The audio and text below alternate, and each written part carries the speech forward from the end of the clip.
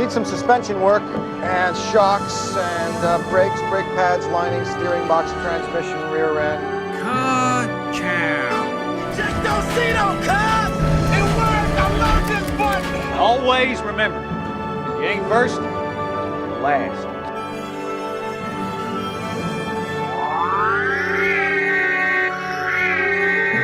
106 miles to Chicago. We got a full tank of gas, half a pack of cigarettes. It's dark, and we're wearing sunglasses. Hit it. All right, welcome back to the Unnamed Movie Car Podcast, recording at you live from, what is it, Longview, Texas? It is. It's somewhere in Texas. Shoot, I thought it was Austin. Yet. All right, that's fine. Austin, I think. No, you said Austin, but it's somewhere in Texas. It's Longview, Texas. Yeah, I was right. Very, very good. Very smart. So, today we're talking about the film Hands on a Hardbody. Hands on a... What? No, hands on a hard body. Oh.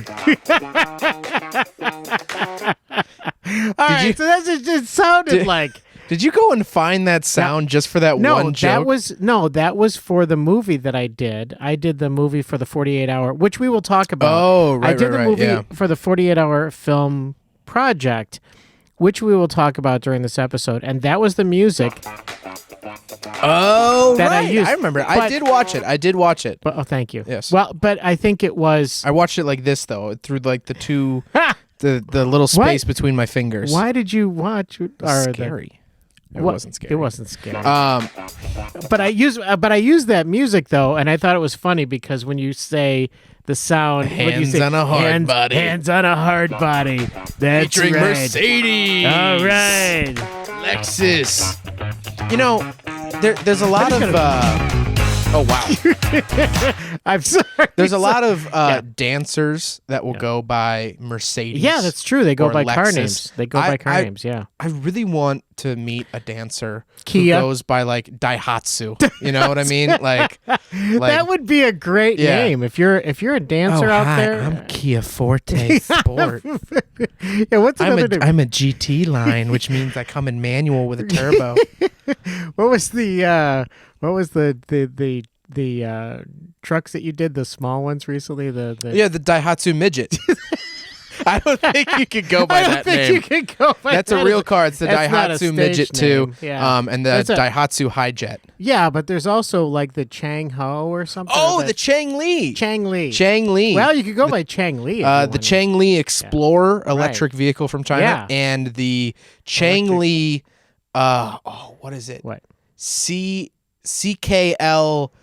900T. That was the name of the Chang Li pickup truck. Go by that, because I know a lot of dancers named the CLK 24K 2MB. If you didn't know, I review cars for a living. I reviewed these two little Chinese electric low-speed EV vehicles. Cool. Very unique, very different. They actually performed really well on my channel, and actually funny you mentioned that. I was looking up other versions of those today. Yeah. But yeah, they were called the Chang Lis, and the one of them was the Chang Li Explorer, which looks like a shrunken Chevy Silverado. Yeah. And then there was the Chang Li. It was like GL or CLK 900. Yeah. So not very appealing names. Chang Li 2 Electric Boogaloo or something. I don't know. Something like that. Yes. So anyway, we're talking about Hands on a Hard Body today. That's right. Once, if you do that every time, I'm walking out. All right, I'm not going to do that. All right. Do you still have your laugh track on there? I don't have the laugh track. Oh, God. No, because you didn't really like the laugh track. I hate laugh tracks. I mean, we do have the the Speed Racer, which I can't. So at 10 minutes, we will play the Ecto 1 sound. That's the Ecto 1 sound for 10 minutes. And that means spoilers are coming in. So we wait 10 minutes to really talk about the movie at hand. Just in case you decide you want to watch it, I would highly recommend watching this one. Yeah. It's not a very long watch. To me, it's very interesting, and you can find it online for free. You can get it on Apple, I think, for $10, or I believe it was MailChimp. It was MailChimp. MailChimp. Yeah, MailChimp, which is the automatic, the It's a mail system. It's an email system for sending mass emails. Had no idea. And we've used MailChimp, and in companies and Really? business. Yeah, actually, That's so weird. Used MailChimp to send out mass emails. It's like for doing. Actually, it's a really good system. I think it's free. They have a free version. Okay. So shout out to MailChimp. Yeah. And thank you, MailChimp, for making this available to us. They have this movie. Not only is it the entire movie ad free. Yeah. But it is the restored version. So there is. That's so right. I found out that there's two versions. There's a VHS version, which is like 144p. With like terrible quality. But this was actually, I thought this movie looked decent. It did. Quality wise. I thought it looked decent too. You can get subtitles too on MailChimp. I mean, they really went the whole 9 yards. I did use the subtitles because honestly, Did you? honestly, I can't do it. Well, honestly, on this one, I was kind of multitasking. This is one of the rare times that I actually did not sit down in our studio and watch a movie on the TV sets. Well, it was a busy week. Plus, it was a crazy week. You can't really get MailChimp on a TV, can you? I mean, I'm sure you can some way to somehow through multiple dongles and connections, or like casting your if you had it on your phone, you and could bounce it. I guess you TV, could, yeah. But that's kind of annoying to do and whatnot. So I understand. But yeah, I would highly recommend doing that. I would highly recommend watching this. Yeah. By the way, I have no food. Oh, I was gonna get food this week. I was going to get food. I was going to get a Snickers bar and a banana and an orange. You know why? Oh, yeah, you know why. Yeah. Okay, so I don't remember the orange. Yes, there was well, he talked about an orange. Okay. He didn't actually eat an orange. We should have gotten like McDonald's burgers too. He just and unfiltered smokes. Oh my God. We'll get into it. Jeez, we're already. That's how excited I am. Yeah. I have been so excited to talk about this movie. More excited than any other. It's pretty amazing. It's a pretty cool movie. Yeah. What time are we at? I mean, we are at. We're at 6:30 because that's actually more accurate. That's correct. Yeah, okay, that's more accurate. So did you have any other pre-show stuff? Well, again, there's no food. I didn't bring any food. Yeah, so there's no, which is good. Yes, there's no in your earphones. We have from last time. That we also do not have any. We don't have any. What was I gonna say? We don't. Games. We don't have the laugh track. No trivia. No games. We have nothing for you. We have absolutely. Sorry. We ain't got anything. So you know what? You know what? We might break the rule. All right. Do it. Spoilers. What did you think of Hands on a Hardbody? I got to know because I do want to preface this. We were very, very good at not talking to each other about the movie. I agree. We normally break our own rules, and I'll walk into your office and be like, "So what'd you think?" and you'll be I'll be like, well, honestly, I could always tell by your smile. You're like, yeah, it's good, and then I know. Okay. Well, there's some of them that are very cringeworthy, and you know that as soon as you look it's hard. at them. Yeah, I'm like, did you watch it yet? And then that kind of gives it away. Yeah. So we honestly haven't talked yet. Yeah. What did you think of Hands on a Hardbody? You know what? Honestly, for me, it was difficult to watch. It was really. And we'll get into that because I thought it was well done. Mm-hmm. I thought it was a good movie. Mm-hmm. I was a good pick. It was very different than what we normally watch. But it was very difficult for me to watch these people going through this much hardship. So we should probably explain what the whole thing is. I have it written down. Okay, good. Thank you for reminding me. I totally get you there. So this Hands on a Hardbody is a documentary. It was filmed in 1995, but released in 1997. I thought was kind of interesting.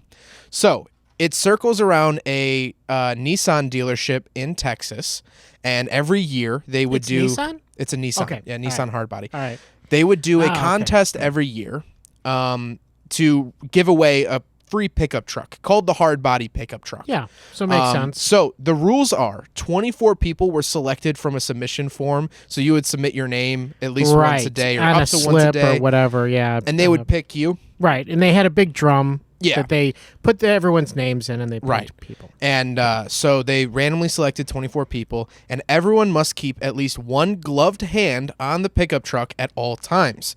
Every hour, there would be a 5-minute break, and every 6 hours, there would be a 15-minute break where you can release your hand from the truck. that made it so you can go use the bathroom. Right, exactly, you can, things like that. And the interesting rule, the last rule, was that you can't lean or squat. You can't lean on the truck. Yes. Which is interesting. So basically, it's become a pretty familiar, pretty used competition. A lot of YouTubers have done this. Really? There's a guy called Mr. Beast. He has like 35 million subscribers. Wow. He's done it with a Lambo twice. Really? Yeah, I mean, so other people do it with other cars, or just this dealership? So does this? it's not the dealership. The dealership only ever did it with trucks, and we'll talk about their history with it. Okay. But like YouTubers will do it all the time. Last person to leave the room gets $100 million, not $100 million. Wow. Geez. Well, Okay. actually, so Mr. Beast is this guy who basically just does these competitions, and he did it with 2 Lamborghinis. He had the last person to leave a Tesla. So he had 5 people in a Tesla, and the last person to leave, I think, got $100,000. Last person touching a boat, so the boat was in water, and people were touching it, like standing in the water. And then he also did $1 million in cash. Last person to take their hand off got it. So it basically the end of the thing is it was a game, or it was a competition. Last person with their hand on the hard body pickup truck got to drive it home. Yeah, it's a competition. You're right, exactly. And for that. it goes on. It's not a 24-hour competition. No. It's not a 48-hour competition. No. And you watch these people start to lose their minds. They crumble. They crumble. It is amazing.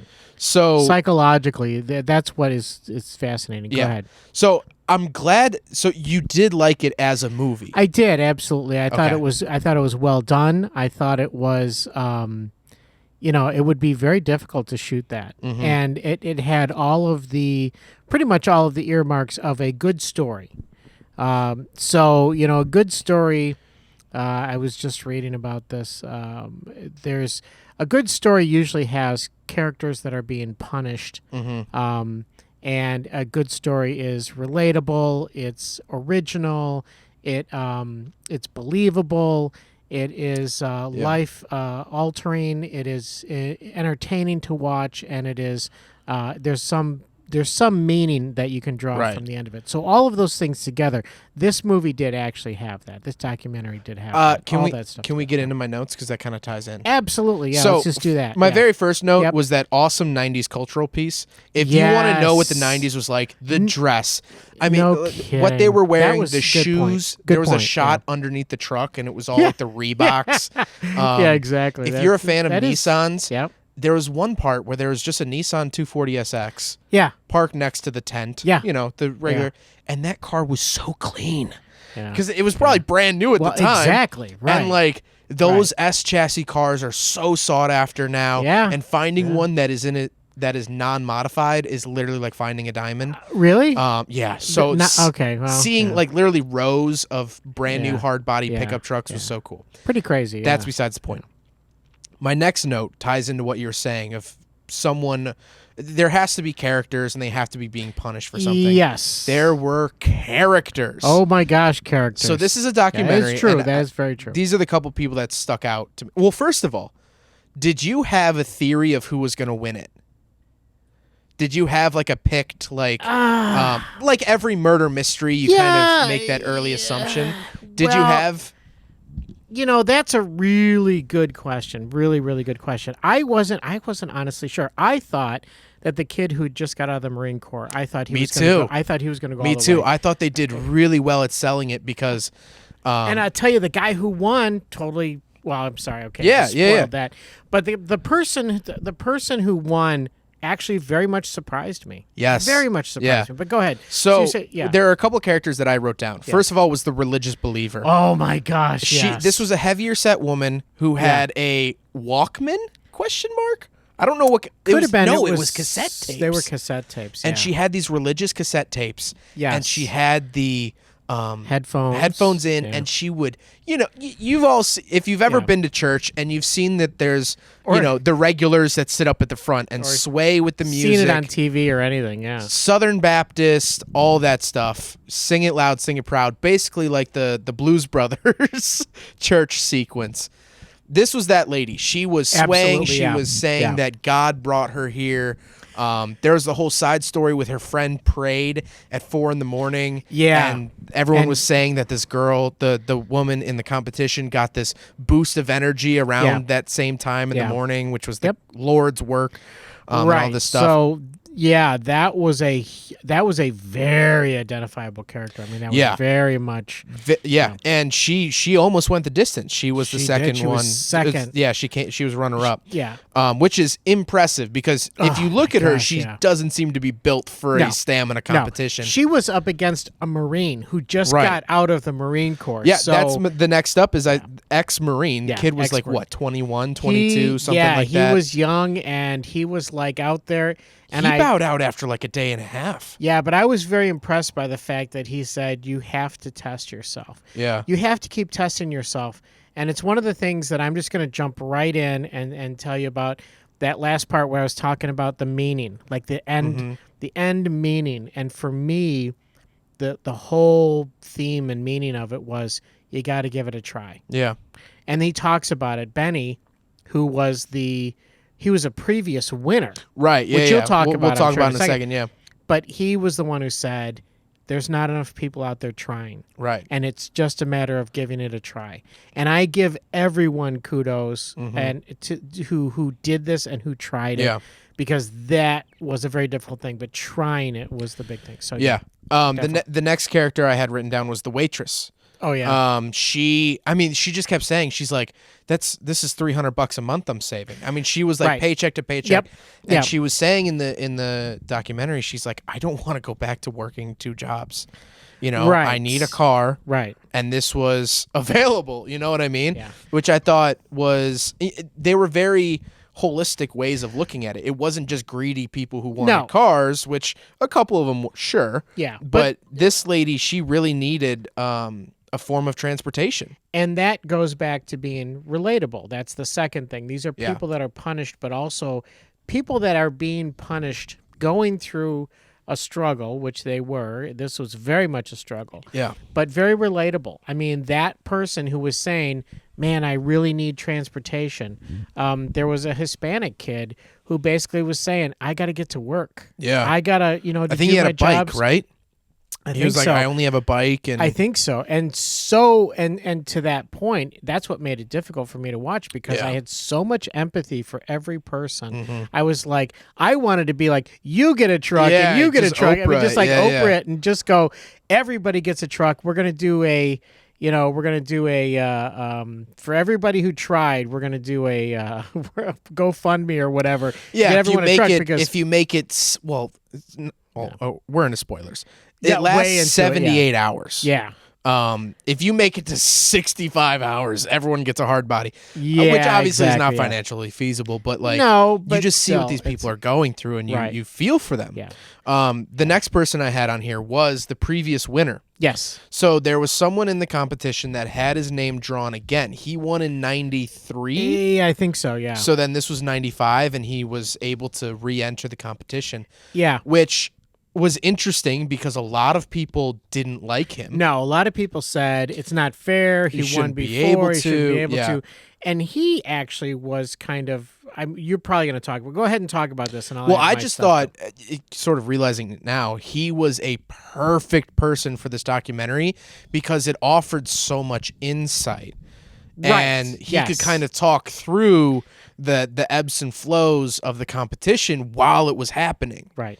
And because he had done it before, and he had won it before, and I believe he won it after like 85 hours, 84 hours. He went a long time, and he was the one who was kind of the inside character. Right. So he was the one that could bring you along in the story and give you that background and insight into what it's really like to go through this and who he thought. In fact, it's funny because he said the only person who could beat me would be someone out of the military. That's what I was thinking. And then it hard cuts to the military kid. Right. And he's like, I just got done with boot camp. And they're like, in what? And he said Marines. Because he basically said a Marine would be one. That was some perfect editing. Yeah, it was very good. The only thing I didn't like about the previous winner was that when he was giving his interview, he let it slip early on that he didn't win the truck that year. Oh, really? At least I think, because I didn't catch that. Because I assume they did those interviews afterwards. I would assume. And And with that assumption, at one point, he says, well, the year I won the truck, I did this. And I was like, oh, the year I won. I mean, okay. Well, that was a good catch. That I was just a good feel catch, like 'cause I wouldn't have. I feel like I would have said, oh, when I won the truck 2 years ago. Right. Not the year I won the truck. Right. In imposing that there's another year that you didn't win. Yeah, and I would assume he would be one of the few. He was one of the few interviewed, but he would be one of the few that actually would be willing to be interviewed because he did win before. Yeah. He could add a lot of insight. And, he gave it a good try this time. I mean, a really I don't know if they try. interviewed him before or after. And maybe they interviewed him before, and that was just a weird wording that made me think it. It could be because he did say, I'm going to try really hard and go all the way. That's blah, true. blah, blah. So I don't know. It's hard to say. The last one I have written down was my favorite. Yeah. The candy bar guy. That's why I was talking about the Snicker bars. So there was one contestant. Yeah.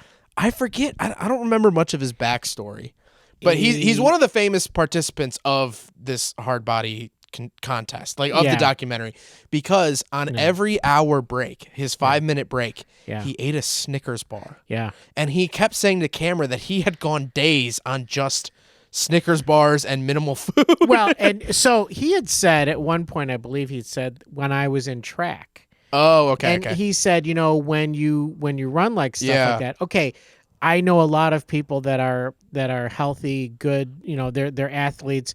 Yes, right before a run or right before something very stressful or strenuous, they'll actually eat a Snickers bar and an orange, and that gives them like this tremendous boost of all of the all the carbs. And keeps you going.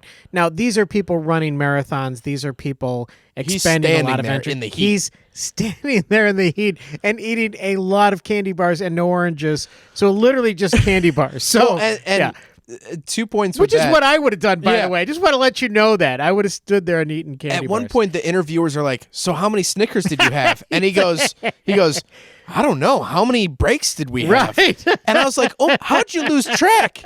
And it's a lot of Snicker bars. Yeah. The other time, they cut to, it was some type of commentator. It might have been the radio host, because it was also put out on the radio while it was happening. There was like a radio, welcome back to 105.9. We're back in the Hands on a Hardbody. And the radio host was like, because the contestant was like, I just eat the Snickers bar. And it cuts to the radio host, and he's like, the kid's just eating Snickers bars. Like, what is he doing? Exactly. Yeah, they talks about that. He's like, what? He's just eating Snickers. He goes, I don't know about that. He's just eating Snicker bars. I mean, but what's funny is there was the gamut of what people were doing. And it was fascinating to me to see what their what their tools were. What did they use? What methods? What techniques did they use? Some of them were extremely smart. I mean, they actually had friends that would give them massages, leg massages. I think the Mexican kid was getting the leg massages. Yes, exactly, which was a great idea because the feet and the legs were really giving out on people. The Snickers bar guy started off in they weren't even like, what were they?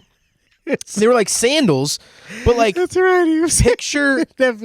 Picture someone grilling at a barbecue. Yes. Those like weird leather shoes, but they're like woven leather, if that makes sense. Right. He was wearing those, and then like it was like 12 hours in, he had someone deliver him his tennis shoes. Yeah, I actually went and got brand new tennis shoes. Well, which was so funny because and then there was another guy in cowboy boots. Oh yeah, and he's like, I'm just more comfortable in this. I'm just gonna wear these. Yeah. There was a couple people. One of the radio hosts was pointing out because he was also like, I can't remember if it was the radio host or not, but he pointed out, he's like, I already got the winner picked out. I already know who the winner's exactly, going to be. And he talks about it actually wasn't going to be.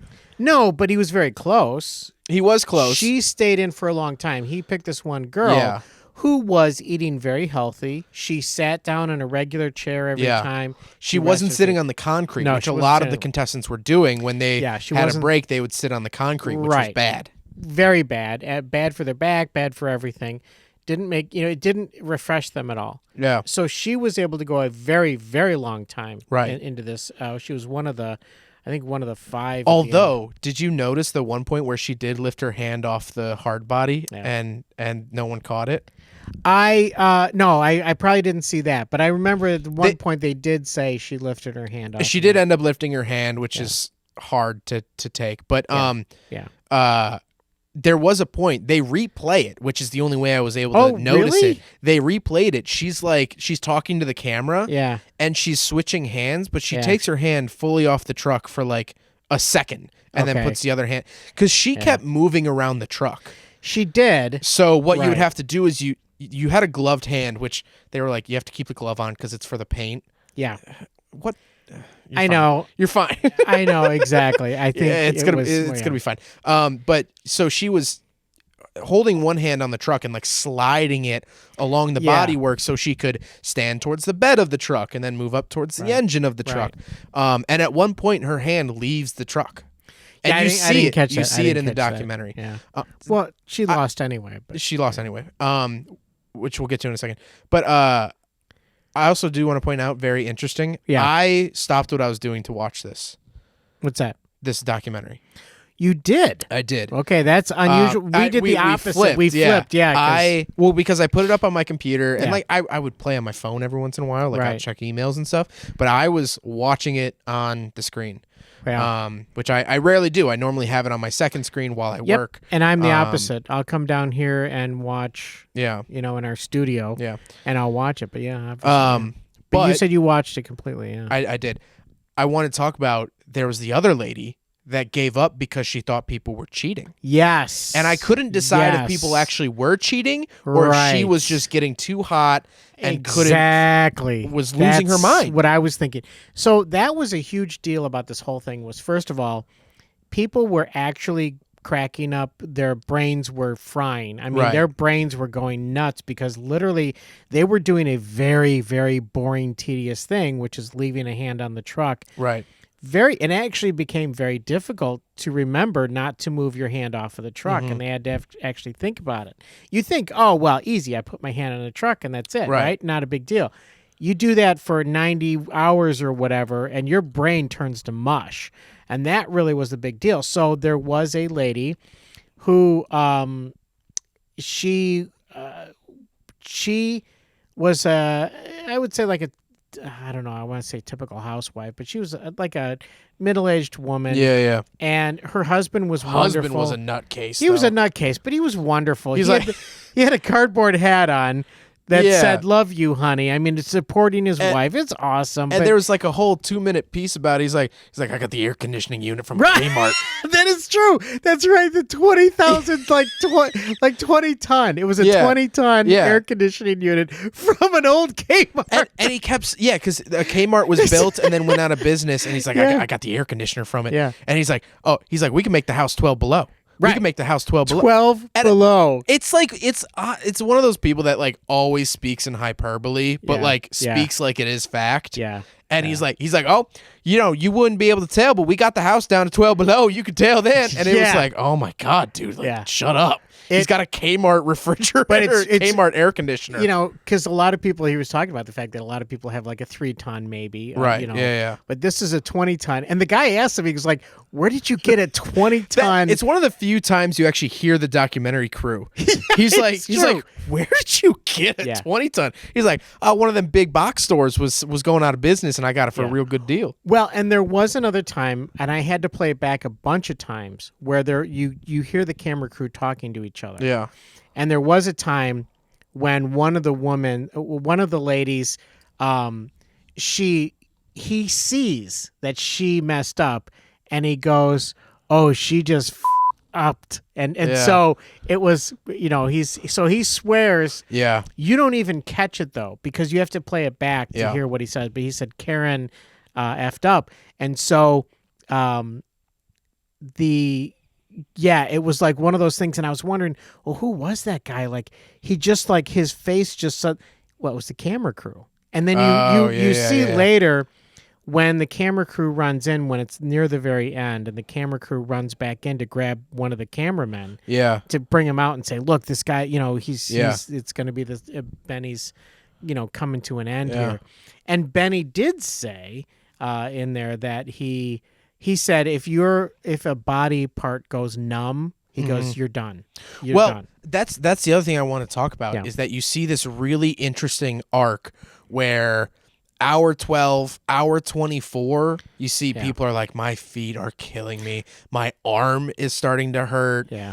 But then what's interesting is towards the end, you don't hear them complaining about that anymore. No. Their bodies have just gone numb and almost atrophied at some point because the previous winner ended. So I thought this was an interesting part too. They drug test the top 3. Yes, they do. Which was interesting, so they weren't taking any amphetamines or something to stay up for the last 78 hours. Right, exactly. They do. And the top 3. You see one of the top 3 guys who ended up getting out, that he was walking to the bathroom to get drug tested, and he had 2 people carrying him. He couldn't even walk. Which I thought was very interesting, is that the body just went numb at some point, and then you're just there. You're just there. Well, that was the thing, is that there were so many things that happened to so many people. People said they started hearing things, people talking to them. One guy thought there was a dog next to him. Not in this competition. It was the story of someone else. Oh, from a previous year. Oh, okay. I didn't realize that was from It was a story from a previous year. I wasn't paying attention, That's obviously. Fair. So, yeah. I'm normally that person. So no, it was a story from a previous year that a contestant took his hand off the truck to pet the dog. Next to him. And everyone was like, there's no dog. Right. So, I mean, that's how the brain... It was turning to mush in these people. Also, go on. I was going to say, it was interesting to see the physiology. I don't know, psychology? Well, physiological changes that went on with each person. Go ahead. Well, I was going to say, how creepy were the laughing fits? Oh, my gosh. Because it would be like 2 a.m. and all the contestants were just going like... and they would just stand around the truck, obviously, and just laugh at nothing. And the one lady who ended up getting out, who was sliding all around the truck, remember she slid to the hood because everyone was standing around the tailgate of the truck, and she slid her hand to the front of the truck, and she's like, I don't want to be a part of the laughing right now. She was actually annoyed by it, and rightfully so. I would have been very annoyed by it too. But they started laughing like crazy laughter, like laughing high pitched. It was nuts. You know what? Yeah, I will say. What? The laugh track would have been helpful in this scenario. I will say this is the only time. The only time, and I don't have it. A laugh track would have been acceptable. I don't have it in the sound pad. But true. Anyway, so they just started maniacally laughing. It was so crazy. If anything, if you're not even into cars, because this is based literally around a car. Oh, literally. It's just more of an interesting look at the human condition. It is. I agree with you. I did think of the story from when I was a kid, about 2006. There was a lady who actually died from drinking too much water, trying to win a Nintendo Wii for her kids. That's such a tragic story that I always feel terrible when I think about that story. But this has like a similar kind of vibe to it where you see these people going through this grueling challenge just to get... It's like a $15,000 pickup truck, which like is a lot of money, and it's a brand new truck, and it's nice. And I'm sure if they still had it today, it'd still be running because those things are really reliable. But it is a little tough to see people put themselves through this. I have tremendous empathy for them. Oh yeah, and kudos to them for trying, for doing it, for sticking it out. And I will say what was interesting was the winner was a chain smoker. Yes, I was going to say that. He kept bragging about it. The interview crew was like, "Do you smoke unfiltered?" He's like, "Only unfiltered." Yeah, all the time. Unfiltered. Always. And every 5-minute break, which you got once an hour, he was smoking, ripping darts. So what was funny was that he was eating a banana. Yeah, and he had like an energy drink, and he had was he the one with the cheeseburgers too? There was maybe. I thought it was there was one guy with a cheeseburger. Someone ate multiple cheeseburgers because I thought it was funny because it was like the old style wrapping. Yes, it was from like McDonald's. We should have had like a cheeseburger from McDonald's or whatever. But that again would have been it. But you're absolutely right. So he had like the banana. He had like it was like Gatorade. Yeah. Oh, yeah. The old Gatorade too was in. The old Gatorade. I mean, it was just cool to see all that '90s stuff because this was released the year I was born. Yeah, and it was so it was very funny because he had all those very healthy things, and then he smoked a cigarette, and it was like you're kind of negating all that stuff. But what's funny is that, you know, here's a guy kind of got the beer gut going. He's a hunter. Yeah. Which actually was one of the main reasons I think he won. Because he could just wait. He literally had amazing patience, and I would say physical patience with his body, because what he said is he would go up in a deer blind and sit there for days waiting for a deer to come. Now, if he, by the way, was smoking like that, the deer were probably like, I'm totally not going over there. Yeah, heck with, I'm not going over there. But seriously, though, if he was in not a duck blind, but a deer blind for many, many days, and he had that patience and he could do that, you know, it's one of those things where that makes a lot of sense that he would have that patience and that durability built in. And also, like a lot of these people with any contest, with any sample group of people, everyone brings in some type of baggage. Or like there's like the know-it-alls and the selfish and the shy and the timid. This guy, like, he was so middle ground on everything. On everything. He was just absolutely like, I'm here to win a truck. I hunt deer. That was it. Like that was his whole story arc. Bland, is that very bland. Very, very bland. The other thing I just remembered. Yeah. Go ahead. What? I just remembered the one kid who looked like Carrot Top, kind of, who was the. Oh yeah, a little you remember bit, him? Yeah. He got in one of the laughing fits, and then he dropped out. But yeah. So something I want to bring up again, a psychology thing was the previous winner was talking about. He was like, when someone gets out, it's the biggest rush. Yes, and I honestly thought, I was like, if you spliced this 25-second interview, and put it into one of the Making of Murderer. Netflix documentaries. Because he was like when someone gets out, especially when there's only a couple people left, he's like, you just get this rush. It's a rush like no other when someone gets out. He talks about that being like this incredible. He brings it up multiple times. He actually talks about the movie Highlander. He actually talks about that. The quickening, really. And the quickening, and he said it's like, he's like, there can only be one, but he basically says, there's this movie, The Highlander, and he goes, it's just like that feeling, you know, and it's he didn't say, wow, something like that. He said it's, I remember it was being weird. He was like, that movie Highlander, he either added the when it wasn't supposed to be there or took it away when it was supposed to be there.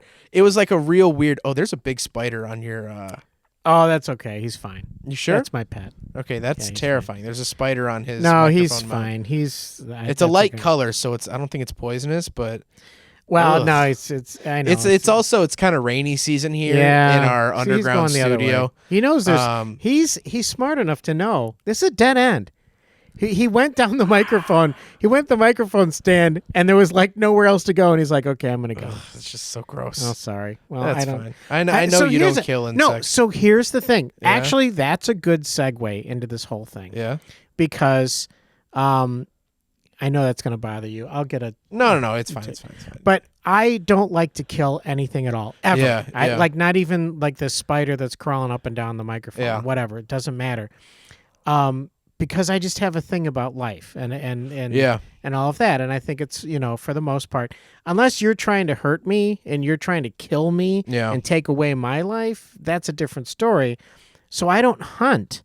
So when he was talking about hunting, I was kind of like... he compared it. He's like, when you get a buck that you've been tracing. Oh, yeah. He said it's like... it's a rush, just like when someone gets out in this contest. It's like this rush. Yeah. It is. It's one of those. It was one of those times when I was like, okay, that makes me feel a little weird. Like he said it like you said. It's kind of like that's kind of like a killer. That's like when he's talking about when you take down your first big game. It's like I've heard hunters talk about that, and I'm like, which is fine. If you're a hunter, that's fine. I get it. I just don't go for that. My dad was a hunter. My dad would hunt I don't think he ever got a deer, but he would hunt ducks and geese or pheasant. It wasn't really dogs, the hunting part whatever. for me. It was the fact that he was relaying. He didn't hunt small dogs, by the way. Thank God. Yeah.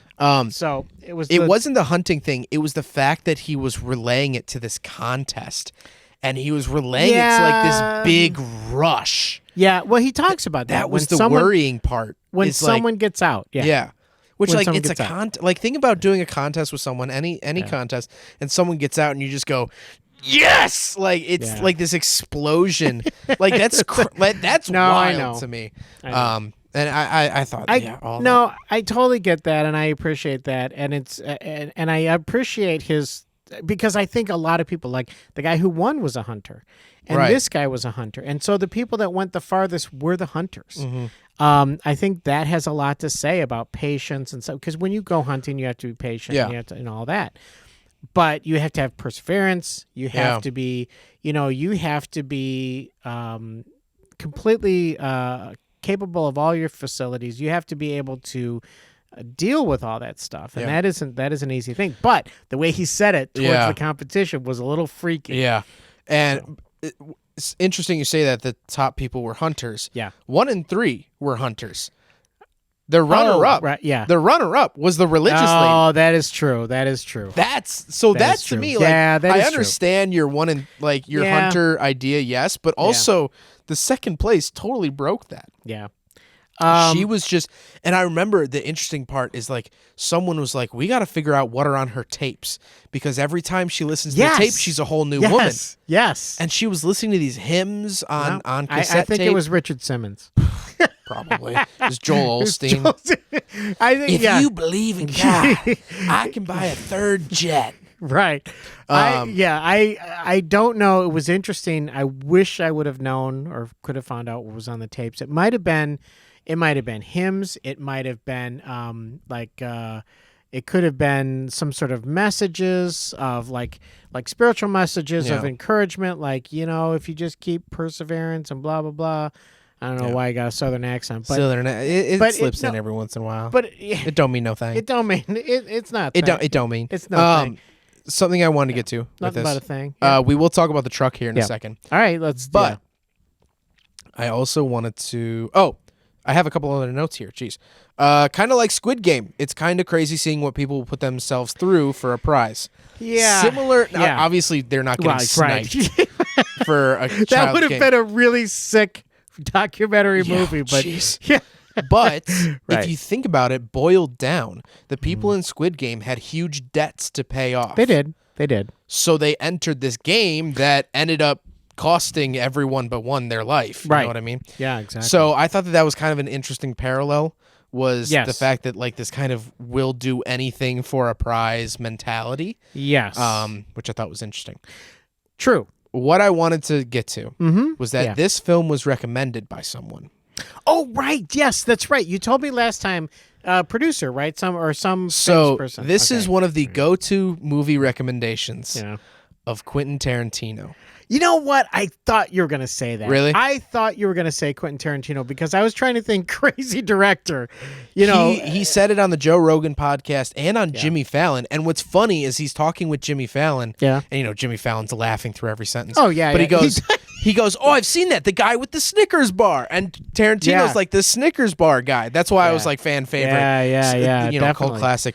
So I thought that was interesting that, like, Quentin It is Tarantino, interesting. one of Absolutely. regarded as one of the Definitely. best filmmakers Absolutely. of our time. Sure.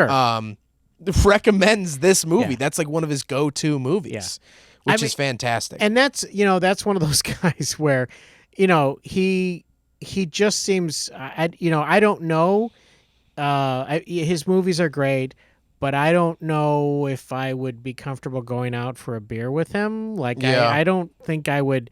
I don't know. Maybe not. I don't know. But it would be. All fun I to know try, is he personally owns the Pussy Wagon truck. yeah, that's true. And That's true. Yes, if there's exactly. Yeah. any way Yeah, I could you go drive review it. it. Yeah. If I could review it's Kill Bill, So- right? Yes. So Quentin Tarantino, you're welcome on the show. Oh, welcome on anytime, the show and at any time. My God. Shout out. Shout to out Paul Shin and Craig Lieberman. Craig We Lieberman. jumped headfirst into this Wow, movie. we did absolutely. So we forgot our we're shout-outs. Way into the shout-outs.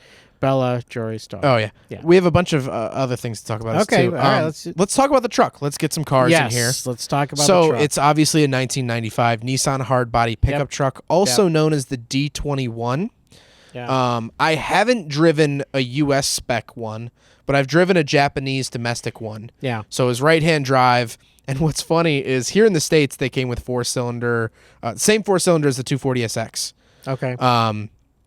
But overseas in Japan, they came with 2.7 liter, I believe, inline fours. I can't remember now. It might, yeah, it was inline four, 2.7 liter, that was pulled out of a forklift. What? And put into the truck. It makes about 78 horsepower. Oh my god! And it was one of the slowest cars I've ever reviewed because it's a big pickup truck. Well, yeah. But the one that I drove and reviewed, owned by a good friend of mine, Scott, out in Maryland. He's actually he's relocated since then. But shout out to Scott. Yeah. He imports Midnight Motors MD on Instagram. He imports all Japanese cars. This was the 4-door version, which we never got here in the States. Oh wow. But the D21 is basically known as the 240 truck because it has the same engine as the 240 SX. Was that little sports car? Yeah. Was that anything similar to a Mitsubishi? Like a Mighty Max? What was the Mitsubishi that was like an S10? They had the Mighty Max for a while. I know what you're talking about. I drove one. It was also rebadged as the Dodge Ram 150. No, I mean, you're right. Yeah, you're right. But I'm thinking of the one. I'm trying to think of. It was a Mitsubishi something. Whatever it is. Yeah. Anyway. But yeah. Very So similar, it came with truck. the Kate. I just lost my doc.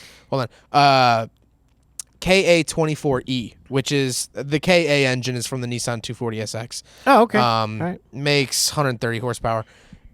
If you So learn, it's not a forklift. no, it's not a forklift quite. But KA24E, can you tell me any info about that? I've taught you on the podcast. What? So it's a Nissan engine. So it's KA is that's probably just numbers or letters, right? It's just the engine family. Yeah. 24 is 2.4. Yep. What was what's E. the E, which would be electronic fuel injection? Yes. Oh, hey, you're ding, ding, ding, ding, ding. learning. Okay, Nice. I don't have a ding ding ding. Yeah. So it's a single overhead Yep. cam. Okay. Single jingle. Yeah, little- because you were saying that. Yeah, the rest of it is just yeah. that electronic fuel injection is pretty much all. D would have meant dual overhead cam. Yeah. And then a T would have meant turbo. Yeah. People do turbo KAs. KAs are. It's the stock motor in a 240SX here in the States. Okay. Obviously 240SX, 2.4 liter. But everyone pretty much called these hard body pickup trucks the 240 trucks. Yeah. Because it was the same drivetrain as the Nissan 240. It was the same. It was a sports car drivetrain in a little pickup truck. That's They're pretty crazy. reliable. You don't see them as much anymore. You don't see them as much as like S10s sort of Yeah. outlive them. Tacomas sort of outlive them. Yeah. But yeah, And it's a sweet little truck. I haven't is. reviewed a US one. I've always wanted to. Yeah. But the JDM one I drove, it's a great little truck. So here to me, I my eyes almost welled up at the very end when the guy who won opens the truck and he says to his wife, "It's not a bucket seat, it's a bench seat like you like." And then he said, "It's for my wife. This Yeah. is going to be her vehicle." Yeah. And he did it for her. And I'm welling up in tears right Yeah. now because really, truly, it was so sweet that he did that whole thing for Yeah. her. And she couldn't say anything. She was just in tears, and they hugged, and it was amazing. Yeah. And for that part of it, I was like, oh my gosh, that is so cool that he did that Yeah. for her.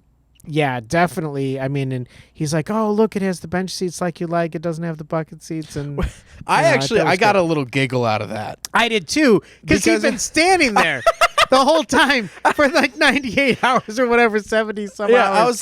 I was like, you didn't notice it had a bench seat the last 78 hours? Right, exactly. Be like, oh Yeah, my, I know. this thing, honey, it's blue. I mean, it was blue. Honey, it's a truck. yeah. It's a truck. No, I know that. That part was kind of funny, but I do get the sentiment was really nice, and Yeah. I tried my hardest to track down this truck. And Oh, I can't really? Find it. Okay. Can't find All right, it. There was literally no information on what happened after the documentary. Yeah. Which is unfortunate. That is too bad. And so yeah, that is too bad about that though. So I but do have some more interesting. stuff about the documentary. Good. I All right, have definitely. the creation of the documentary, and then I have the aftermath of the documentary as well. Oh, really? Yeah. Okay. So all right, so let's talk about that. So first of all, the creation of the documentary, I thought was kind of an interesting backstory. So the director was on vacation one week. So he's actually from New York, the director. I forget his name. I'm sorry. He forgives you. He was actually at a bar across the street from the Nissan dealer. Oh. And he left the bar at 3 a.m., as you do, and noticed that the lights were still on at this Nissan dealership. Yeah. And he's like, the parking lot's full of cars and people are there. Like, what the heck's going on? So after the bar one night, he wanders over to the Nissan dealership, and they're like, oh, we're doing this competition called Hands on a Hardbody. Now, this was 1994 when he did this. Yeah. So he was just happened to be on vacation, literally right spot, right place, right time, and happened to see this. And so he says, well, next year he's going to film it. Oh. So he comes back the next year. Smart. He was very intrigued. He wanted to make a feature film about it. Okay. He wanted to make like an actual scripted feature film about Hands on a Hardbody. All right. With Benny being played by Gary Sinise. That's what I see in my head. Think about Gary Sinise playing that part. That's true. That would be great. Or if it's the 90s, Eddie Murphy playing everyone. Just everyone. Hercules. So what he decided to do was he gathered up his small team. This was shot for under $15,000. This was a super low budget. I could see that. You just basically had to pay food and ended up making $5 million. Really? Yeah, I believe that's what I read. Like they ended up making huge. Good for them. This is one of those cult movies that like I feel like is up there with like The Room. Like not many people know about it, but those that do know about it, like I looked online to see if I could find a reproduction of those T-shirts that they were wearing. Yeah. The Hands on the Hardbody T-shirt. I want one so bad. You know, Tyrese paid to be in this movie. He's just in the background. He was the Snickers bar guy. He just paid to be here. He paid more than the truck. That's a callback to away the truck. That's a callback to Transformers because apparently Tyrese Gibson paid for. He bought his way into what is it? An audition. Actually, it was pretty smart. But I mean, when you first told me that, I could not stop laughing about it. So hard. It really. So every time now we talk about Tyrese. So the director had the goal of going back and filming the next year's competition, Hands on a Hardbody, with two goals in mind. Okay. Either to film enough to make a documentary, which he did, or to just gather enough info where he could write a script off of all the. I thought that was pretty smart. That's pretty very genius. Smart. Very, very smart. So he would just have enough footage to just watch as he wrote the script to make it authentic. Which made it, so I thought that was a very cool, very not very natural. Smart. No, it was. I guess it was like very smart. Very what's the word? It was a very, I guess, natural way of coming about this movie. Happened to be at the right place, right time, saw the lights on at a dealership at 3 a.m. Right. Yeah. Wondered what it was, found out what it was, made this movie. And it very ended up making organic. Organic, that's the word. Because Thank you. really, something like that, that's very organic. And he had a great idea to do that. Did he do other stuff? I wish he did. I didn't be great look it up. It'd be interesting if he would do other stuff because he had a nice way of presenting it. Mm-hmm. And he did, like, in editing, it was kind of nice because you kind of hear, like, the slow music playing. Yeah. And you see the night lights. Yeah. And you kind of get this feeling of, exhaustion. Yeah. You know, and it's just really down and everybody's down. And then there's some, the perky times when the lady is, listening to her cassette tapes and actually that's what lost it for her. Oh, yeah, we forgot to say. She She was listening to her tapes, and she was so delirious and tired that she took both her hands off the truck to praise clap. God. Yeah, right, to clap. To clap to her music, and clapping to the music is what led to her downfall, unfortunately. Yeah. But, so very, very difficult. I forgot about that. That's a difficult one. So we'll get into the aftermath of the Hardbody competition. Okay. And I have to warn you right now, it's not very pretty. Oh, no. I'm sorry it gets to hear that. dark. So just so you know, if you struggle with hearing about self-harm, this is not part of the podcast for you. You might want to turn it off. Thank you so much for listening. Okay. So in 1999, after this documentary came out, the competition went for 107 hours. breaking the gosh. world record, Yeah. which was like 103 at the time. Yeah. But yeah, in 99, it broke 107 hours. Wow, So the that's dealership nuts. did this every single year up Yeah. until 2005. In 2004, it was broadcast in Tokyo, Japan, live. Of course it was. But that's like just insane that this little dealership is doing this I know, competition. yeah. And it's broadcasted in Japan. Like Yeah. it started to have this global reach and global impact. Yeah, I could see Japan though. Really like that. However, this is the rough part, so Okay. strap in. All right. The contest came to an end in 2005, where a contestant left the pickup truck just before 6 a.m., which was just before a scheduled break. He just took his hands off the truck and walked away. Yeah. He walked across the street to a Kmart where he threw a trash can through the front windows and stormed the building. The police were called and dispatched at 5:59 a.m. Yeah. And when they went to Kmart, they found the contestant's body in the gun department after he had broken one of the cases and used one of the weapons on himself. Oh my. In gosh. 2008, the widowed wife of the contestant sued the dealership. She obviously won. Yeah, She yeah. said that basically they had unsafe conditions, that Right. this contest led to her husband's insanity. Yeah. Um, Yeah. I believe it was after like 60 hours or something. And they since changed their name. So the dealership still exists. I looked it up. Oh wow. Okay. All right. I'm not going to say the new name. I don't even know Yeah. if we mentioned the old name. No, I don't think so. But there's just no need. You said there was a dealership, but no, I think.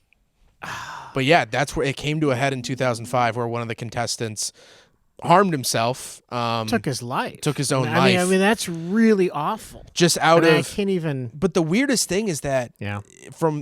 I read a couple news articles about it. Yeah. He wasn't upset. He wasn't like he didn't accidentally Yeah. drop a hand off. He just picked his hands up and walked across the street, threw a garbage can through the front windows, and went into Kmart. But that is what happens to the human psyche. Right. When you have something that massive, Mm-hmm. that is a tremendous difficulty. That's why, for me, it was so hard to watch these people go through Because this they're average agony. people. They're your Yes. neighbors. They're your brothers. Yes, they're your and you have uncles, empathy whatever it for is. these people, and you can relate to them. Yeah. And this is a very huge deal for them. Yeah. And you hear their stories. And so again, it had all of the elements of a really good story. It's just difficult. It was very difficult for me to watch Yeah. the entire time. I had to actually watch it in like a couple blocks. I watched it like 3 different times in different blocks. Because I think that it makes more sense for you to be more affected by it. I wasn't super affected by it. Okay. I think because I am still young, and in my mind, I'm like, yeah, I might try that. Like, honestly, like, yeah, I don't think I'd make it to the end. I don't think I have the mental I don't think fortitude. so. I don't think I could have done But it. I don't think if someone was like, hey, put your hand on this car, see how long you last, if you're the last person, I'd go and toss a few hours at it. Right, yeah. I think you having kids Yeah. and having, I know you've told me stories of waiting outside department stores for Yeah, toys. absolutely. And all that stuff. You do I think, anything for your family. Right. I think that all cultivated together. Yep. I've never really had another person I've had to care about. Right. Like, obviously I care about my Right, yeah. family. Oh, and sure, friends sure, and stuff. sure. No, I know. But like, I think kids No, when really you- mess you up in that way. I get like mentally, yeah, they you sure know. do. They sure do, son. They sure do. Yeah, well, you're welcome. No, in a good way. I mean, it's something where literally you would put your life on the line. You would do absolutely anything for your kids and your family, and that is something that you just cannot even explain to anyone. But yeah, especially when you get older. I mean, I'm older, and as you remind me all the time, Yeah. Sundowning, yeah. that I am older. But I oh, by the way, I just thought of something. What? How did they get away with like the American with Disabilities Act? Like, how, if you were in that, okay, let's say you're in a wheelchair, how would you be in that game? If for the contest, how would you be part of that contest? Oh, because they have to accept everyone? Well, I would think that someone would legally be able to say that's not fair for someone with I don't know. disabilities. Well, I mean, this was the 90s. Was that act around then? This also, mind you, Texas. Yeah, that's true too. I mean, it is true. I mean, Tom Segura has that bit where he's like Bye bye, dum dum. They still have the electric chair down there. He's like, they'll kill anyone on death row. They don't care. Yeah, it is true. No, I don't. You're absolutely right. point. You're absolutely right. I don't think it would have been a bigger thing. But yeah, so sorry. I didn't One mean to last throw it thing. up. On a higher note, Good. aftermath Please, of this. Geez, yes. Which now kind of seems like in poor taste, knowing what we know, how it Okay. ended in 2005. Uh-huh. But in 2013, Yeah. there was a 28-show run of Hands on a Hardbody, the musical. No. Swear to God. They used No. a newer Nissan No. Frontier on stage, but it was a Broadway musical. Complete flop. I read some reviews of it, and they're like, Wow. One of the reviews I remember was just, what is this? And one of them was like, this is the strangest concept for... Bill Smith of the New York Times says, what? It, like, literally, like, everyone was confused by it. It only... 28 shows is not a whole lot of Well, shows. unless you it's saw- 1 month. Like, if you saw this, you'd go, oh, well, that's interesting that they made a musical out of it. And maybe somehow, how would they even do that? I mean, I just saw Groundhog Day, the musical, in a local theater, and it was pretty cool. And I was amazed at how they made that movie into a musical. But yeah, anyway, so okay, I'm trying to find the trailer for Hands on a Hardbody. Yeah. So I can play it into Hands on a Hard Body. Anyway, Hands on a Hardbody musical. I'm gonna try to play it. all right. Oh my God, This is the musical. Dad!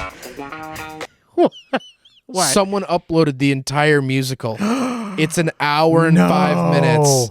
Oh Okay, wait, I'm gonna and this do- one they actually used the proper Hardbody pickup truck. Did they really? Yeah, there's another one that I saw that has they use a Frontier, which is like the newer version of the Hardbody, but still. Okay. This is a 43-second snippet from the Tony Awards. You can play it. Yeah. All right. This is an ad. This is an ad. Don't use Okay. Verbo. Okay. Okay, this is the intro. Okay. Okay. They're all slapping They're the slapping Hardbody. the hard body. It's like Stomp, it seems and they're like. spinning the car around, right? They're Yeah. spinning the thing around. Oh my gosh. There's the religious lady up at the front. Oh my gosh, yes. And she's the one dancing in the high pitch, or she's singing in the high pitch. And they're wow. It's an actual Nissan pickup truck on stage. Yeah, and they're okay. I think that's it. So I know obviously you couldn't see that, but they had a Nissan Hardbody on stage, and it must have been on a No, it wasn't a Hardbody. It was a Frontier, which was a pisses me Frontier. off. Okay, well, but they had it on like a Lazy Susan or something. Yeah. They had it on obviously so they could spin it around, so it made it more interesting for the audience, obviously. But then they had people who were singing a part. They must have like done backstories, I would guess. In Yeah, the musical, and- they would do backstories and then sing about I'm living Snickers bars. Brought to you by I love my Snickers bar. The other thing that people were pissed off about is that the people who wrote the musical added in characters too, and Oh, they they added did? in Okay. backstories and stuff. There's a lot of artistic Okay, liberties. yeah. But I thought it was interesting. It's funny also. They're all wearing the gloves too. They are. And that was a big thing in this thing was Yeah. the gloves. Because at some point, the people in it actually were saying that the gloves were like Starting to hurt, They yeah. were hurting their hands. So, well, did you see? Then they brought in like all new gloves for Did they? everyone. Oh, I Yeah, didn't know. At I one didn't see point, that, yeah. I think so. They were like handing new gloves because I think someone got out. Yes, I think the girl And her got hands were- out yeah. because she was adjusting her glove. Yes, And then that looked is down right. and realized that she was adjusting the glove on her left hand with her right hand, meaning she wasn't touching the truck. Oh, right. Yeah. Yes, exactly. But yeah. they swapped gloves at one point. So then all the contestants were trying to keep one hand on Mm-hmm. which I don't know why they just didn't do it during one of the 15-minute breaks. Would have made more sense, but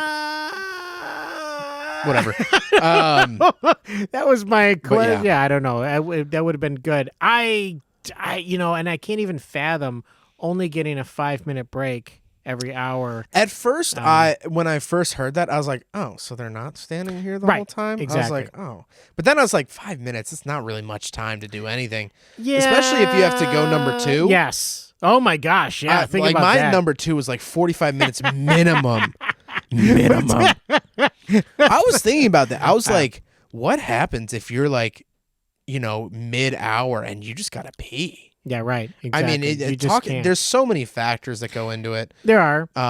I also thought it was funny going back to that air conditioning guy. I just thought of this. Yes. I remember he was talking to the camera and he's like, "Well, I turned off the air conditioning a week in advance for this. Yes. To acclimate her. Right. And I was exactly. like, oh, okay. I know. It was like, I guess the kids went to the relative's house. Oh yeah, he because sent his kids to he the sent relatives. Yeah. so that they didn't have to live in the heat. Because I'm sure Texas gets really hot. I mean, I believe this is like kind of in between Houston and Austin, if I remember correctly. So pretty decently south. right. And I mean, Texas is south anyway. But yeah, I thought that was interesting. That was obviously that was very interesting. And that character alone, like the Snickers guy, the air conditioner guy. I want to spin off with the air conditioner guy. Right, exactly. I want like an MTV Cribs of his 20-ton air conditioning unit. Yeah, and they drove an old country Squire wagon. Yes, did you see that? They did exactly. Wood paneling on the side. The whole thing. That was great. Could have been a Mercury Colony Park, but who knows? Oh, well, okay, whatever. Just saying. It was didn't get a close look, but no, it was interesting to see what It was very interesting to get the backstories. I mean, and again, I really, really felt for these people because they were struggling people trying to figure out how to make this work and hoping against all hope that they could actually get this vehicle and they wouldn't have to make car payments and that would help them to do their job. I mean, they were all. It wasn't like any of them were just dilly-dallying around. They really wanted that vehicle. Yeah. They had good reasons for it. Well, there were a couple that were like just kind of, I'm here for a free truck. Well, but you're Carrot right. Top. Yeah. The guy who played Carrot, the guy who could be played by Carrot Top. I forget. I think it was the girl that was like, my dad drives an F-150. Yeah. Everyone I know drives trucks. I need a truck. Right. Yeah. And what made me think is I think it was that girl just walked away. Do you remember that? Yeah, there was when one. she was done. She just walked, and they ended up finding her like 3 blocks away. Yeah, that wasn't the direction of her house. Very weird. Like she didn't have shoes or socks on. Yeah, she literally just walked away in complete like she was a zombie. Well, because she accidentally got out. She wouldn't say anything to anyone, and she just walked away. Because she had been there for a long time. She was the one. Had to have been like 50, 60 hours. She was the one that the guy in the beginning said she's going to win. Right. Because she had all, the healthy snacks. Yeah. She had the chair. She had all the stuff. She had all the right stuff. She was elevating her feet. She was. On the 5-minute breaks, which was huge. Yes, exactly. She had the comfy running shoes. Yes, all of that stuff. Yeah. So she was in it, and then it was near the end. You could see she just got this blank stare. Like her brain shut down. Yeah. And she walked away. Yeah. And I was wondering, okay, is it going to be like dramatic when people drop out? Is it going to be like they faint and fall down? Yeah. Well, one guy rested his body against the truck. Which you're not allowed to do, and so they gently patted him on the back and said, "I'm sorry, you're disqualified. Yeah. You can't lean on the truck." That's the whole thing, is you can't lean on it. And he had like his head was down, like he couldn't take it anymore. And so you think about that and you go, "Wow." Now there's been a lot of movies about events like this where people try to do something for a period of time, and they this is a long distance event. Could be running, it could be dancing. Yeah. There's a movie called They Kill Horses, Don't They? That's the name of the movie, and it's about dancing until you drop. Yeah. And that was a very famous movie. But there's been a lot about these long-term events, these contests and things like that. But this slides into that whole original thing because it was different. This was putting your hands on a truck or car to win it. And it did fulfill that part of the originality part of it. So I will say, as we start to wrap up here, because I don't have any trivia, unfortunately. Okay, that's fine. And also, don't quote me on it making $5 million. It might have only made $1 million. I know it was 7 figures. Well, if they made more than 15,000, they're up. Oh yeah. I think maybe it wasn't. I don't. You know what? Don't quote me on any amount of money that they made. Okay. Don't quote me ever. Don't listen to me. Turn this podcast off. No, don't quote me on that. No, but, it was still. I think though, when you talk about, it was probably one guy with 2 friends and they probably were able to film it, or maybe they had a couple other people. Probably a couple. It made it seem like there was like 5 or 6 guys. Well, there might have slept been in shifts right. and all this stuff. They probably did to film everything. But I honestly have to say I think this is one of my favorite movies. Really, just because I almost feel like I went through it. Yeah.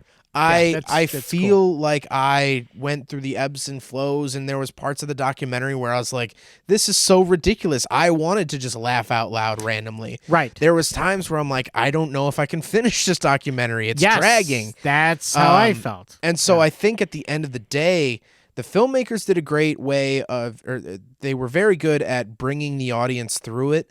Yeah. And really, it's just such an interesting look, and it's something so different from anything we've ever talked about. That's why I was so excited to talk about it, because very different. I Very cannot recommend different. it enough, especially the fact that it's free online. Yep. And it's just such a great cultural piece from the 90s. Yeah, definitely. I would suggest, I highly recommend people find it and then they watch it, even if you have to pay the $10 for it. It'd be worth it to get it on Apple TV. It would be worth it, I think, because you're right. You do feel like, and that again is part of a good story, is you feel like you went through that trauma, but you didn't. You didn't actually go through it, but you learned though from it. Yeah. And if you ever had to go through something like that, you actually learned about, okay, I learned a couple things that I could do. That is the whole history of storytelling, is that stories were created by people to help teach other people about what to do in certain situations. Right. And when they're entertaining and they teach you something, and there's some agony and someone triumphs, that's a great story. And it's true that, someone does triumph. These people, I would say, I don't want to be like that guy, but I'm going to be the guy who says they're all winners. Yeah. They really tried. Everyone tried, at least even for an hour or whatever. It didn't matter that they went in. Okay. So you remember that one lady? She's like, I'm going to be the first one out. It was break number 2. And she's like, I'm going to be the first one out. That would have been me, though. I would have been there like 5 minutes and I'd be like, I'm done. Yeah. I'm done. Yeah. Completely. Anyway, so, yeah. I will say, to the point of this being such a good movie, this is the only time I've ever, after I got done watching it, I went online to see if I could buy merch for it. I wanted to buy a T-shirt or a hat. Yeah. And I went on eBay, and they only had VHS copies.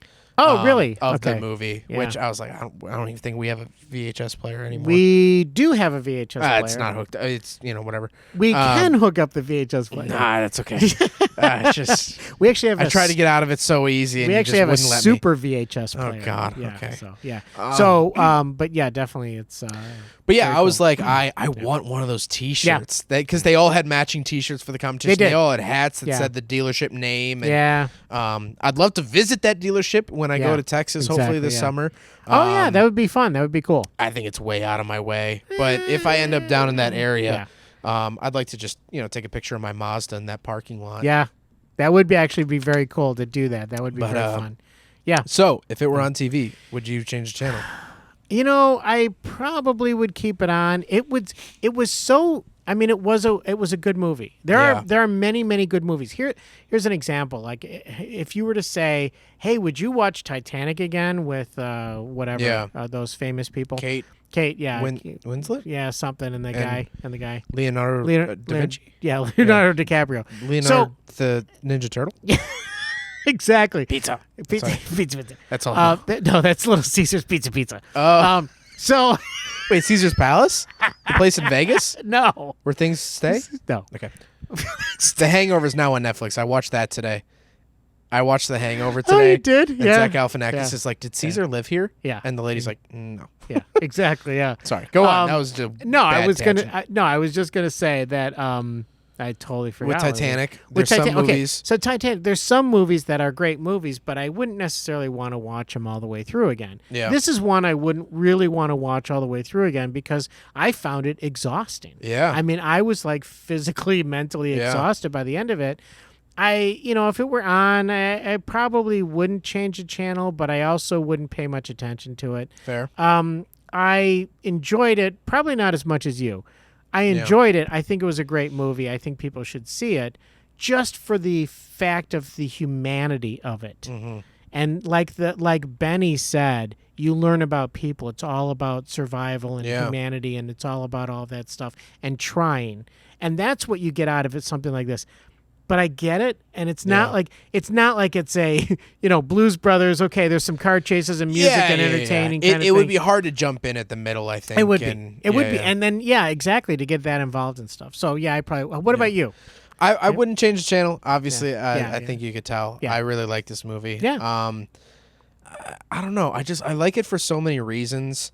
I love the '90s nostalgia of it. I think that's one of my favorite parts. Yeah. And I just love. It's just a case study. I mean, it is. It definitely is. If you like psychology, it's really. I've cool. always been fascinated by psychology. I took a psychology class. It's just very interesting because we're all human, and it's interesting that we always find out more about ourselves. Oh yeah. As the days and months and weeks go on. Yeah, exactly. And so this is just, I would be surprised if this hasn't been shown in like a psychology class. Yeah, you're right. It feels like probably one of those would movies. If I were a psychology teacher, if I were a professor, I would definitely show this to class and say, we're going to watch this. And, I would definitely do that. Especially what comes to mind now is the previous winner, right before he got out and he couldn't walk to the drug test. Right. He was swaying to try to keep moving, but he was so stiff. It was like, it was like a piece painful. of jerky. Yeah, it was hard to watch. It was. It was. That's why I say, like, for me, it'd be very difficult to watch this again. Yeah. I forgot about this. When they walk into the dealership to do the drug tests. Yeah. Did you notice something about the dealership? No. That's very Texas. No. So it was a Nissan dealership. Yeah. / Sea-Doo jet ski dealership. Oh, that's right. There was a jet ski. They were selling jet ski. I was like, how Texas is I know. that? Come on now, get your pickup truck. You can also bring home one of them new Sea-Doos. Well, what's funny is you and I both talk about that. We love jet skis. Love jet skis. We love jet skis. But I've never ever seen a car dealership that also sold jet skis. That's funny, yeah. I've seen like Honda dealerships will do motorcycles as well. Now that I think about that, it's pretty hilarious. But, imagine if like Mazda was like, "Hey, we got this whole blender section too. Like you want a dishwasher with your Mazda CX-5? There's a refrigerator with the CX-5. It's just it's funny. That is and funny. Of course, it's not a part of the documentary. It's just the dealership they're filming but it. But I was like, wait it. a second, are they selling Sea-Doo jet skis? It's funny you mentioned that because I did not even think twice about it. I was like, oh yeah, look at those Sea-Doos that they're selling, or look at those wet bikes or whatever. They're not called wet bikes anymore. They're what are they? They're was it the 1940s? He's got one of them wet bikes. See, drive it on the land, drive it on the sea. It's a wet bike. Yeah. No, I think they called that in the James Bond movie Spy Who Loved Me. He called it a wet bike, but it's a what is it? It's a jet ski. Jet ski. So it's a jet ski. But they had jet skis, and I was like, "Oh, look at those jet skis!" And I didn't even didn't even add that together. So. I mean, and they're all like purple, pink, light green, like the typical '90s. Yeah, exactly. Yeah. I can't recommend this movie enough. Mailchimp.com. Cool. I think it's Mailchimp.com. Honestly, type in "Hands on a Hardbody stream." Yeah. On Google, it'll come right up. Yeah. And that's how I found it. So right now, Mailchimp, CHIMP.com. Wait, give it again because I was also spelling it with you, and that might be confusing. Okay. Sorry. Mailchimp, MAILCHIMP.com. So I mean, I think it's really cool that they had that. I didn't even know Mailchimp had movies on there. I don't know if they do other movies. We should start looking there before we watch. It's very weird. Anyway, can't recommend it enough. Honestly, big fan. Okay. Obviously, you're smiling because you know the next movie. I know next movie is your pick, episode 47. I want to say we're getting to 50. We got to figure out something for our 50th. I know. Well, yes, we've got to figure out something. If you want to send us, I don't know, a comment or something, or whatever. Whatever. No, we'll figure out something for our 50th. Maybe do a giveaway or something. But to all three fans that are out there, shout out to you guys. Right. Keeping us alive. We've made $4. Oh, ding, ding, ding, ding, ding. Hey, we actually are up to the point where we could actually buy a movie to review. Maybe for our the 50th, money we made. Yeah. We'll pool our money together exactly. and we'll buy a movie for that. And we'll buy a movie. And what's our next movie? So our next movie, I'm really excited about this. I've been waiting to tell you. So our next movie is Da-da-da-da-da. After this commercial break. I'm just kidding. We'll do that dramatic pause. No, it's 200 miles per hour. Oh, we're finally going to do it. We're going to do it because it was suggested by a fan. It was by a friend. My Actually, friends, your friend. Alex and Brent. A fan. Shout out to Brent. She should be having a kid at this point. Really? Yeah, coming up. A little baby girl. Shout out to Oh, Brent. shout out to the Nagy family. Yeah, absolutely. And Shelly, definitely. the mother. Yes, definitely. So this is a fan and a friend. So if you combine those two, that becomes friend. A friend. A fan friend. So anyway, whatever. It's the word that no one needed, but go on. Exactly. So 200 basically, miles an hour, 200 miles per hour was 200 miles per hour was suggested by a friend, and we couldn't find it for the longest time. I found it on Peacock. Oh, wow. It's on Peacock. So, Streaming? Yes. Someone went through the process of converting it to stream? So it's up there. And we have it. Okay. We have Peacock now. So among the other streaming services we have. Yeah, I know. It's crazy how many we have. I will say the reason this was recommended to me is that it does star an FC RX-7 Okay. for most of it. We'll talk about why, okay, but they all right. switched the car out Right. So mid-movie like no one would notice. Well, I don't think there is any other movie called 200 miles per hour. But this is a movie about cars and about car racing that's called 200 miles per hour. So I hope it's the right one. Yeah. And we'll just have to see. But I'm excited to see, again, it's supposed to switch out in the middle of it. It's supposedly like a super low budget. Yeah. From what I heard, it's a green FC RX-7. Okay. Which also, FCs never came green. But then halfway or like 3/4 of the way through filming, the car got stolen. Like offset, it was a low budget, so they only had one car. Yeah. So they use an S13 240SX, which was you would see in this movie in the background of Hands on a Hardbody. Yeah. That's what I kept talking about. It has the same engine as the Hardbody. Okay. Which honestly, if you remove the front bumper, it looks so similar to an FC RX-7. Okay. I remember I saw a 240 without a front bumper, and I was like, yes, there's a rotary here. And then I did double take, and I was like, oh, it's a 240. Yeah. Gotcha. They look so they do look similar. All right. So I probably wouldn't notice, but they got the car stolen. Yeah. So they just replaced it with a similar car for the rest of the movie. So we'll That's see. what I heard. That's well, what I we'll heard. see I don't now. know much else about this movie. We'll see. It's 200 miles per hour. Yeah. And in the Midwest, we say 200. 200 miles per hour. MPH, and it is on Peacock if you want to watch it before next week or whatever. But yeah, definitely let's take a look at that one. We'll see. Yeah, that'll be interesting. So okay. Well, thank you guys so much for listening. Thank you. Please check out Hands on a Hardbody. I can't recommend it enough. Yeah, it's very cool. Just as an interesting piece of culture and something different but automotive related. Yeah, I do think this is one of our most outlandish but also good movies that we've done. No, I agree. We've done some outlandish bad ones. Yeah, we have, and we have some outlandish bad ones coming up too, but not all. No. We've got some good ones. Good. And then we've got some really. We got to pamper ones. the audience for a little bit. We dragged them through the mud with Poker Run and Christmas Cars and Fast and Furious. I mean, to be honest, to be fair, we're not very nice to our audience. But also, I was explaining this podcast to my friend. We did Die Hard. Yeah, that's true. I was explaining this podcast to my friend Haley the other day. Yeah, and I was like, at the end of the day, it's kind of my dad and I torturing each other. Yeah. Finding these bad films. Yeah, pretty much. Vehicle 19 was not great.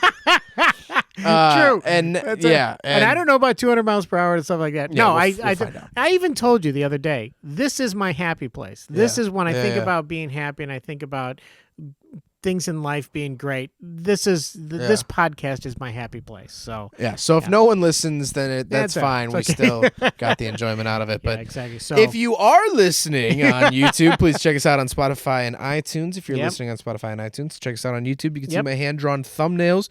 I did a real poor job drawing this. Did you? Body. Yeah, it's not great. Did you put any hands in it? I was gonna trace my hand and do like a hand turkey. Yeah. I ran out of paper. I didn't have enough paper, so it just says enough in our budget for paper. Yeah, piece of paper. I keep siphoning printer paper from your office. I think I ran out of it because I was doing taxes and I. Did you? Yeah, I was running. Well, out of paper. you had probably about 10 more sheets than you did, but I took it. That's fine. A family. So, But yeah, thank you guys so much All for right. listening, and we'll catch you next episode with 200 miles an hour. yeah, I'm going to play you out here, okay? All right, bye-bye.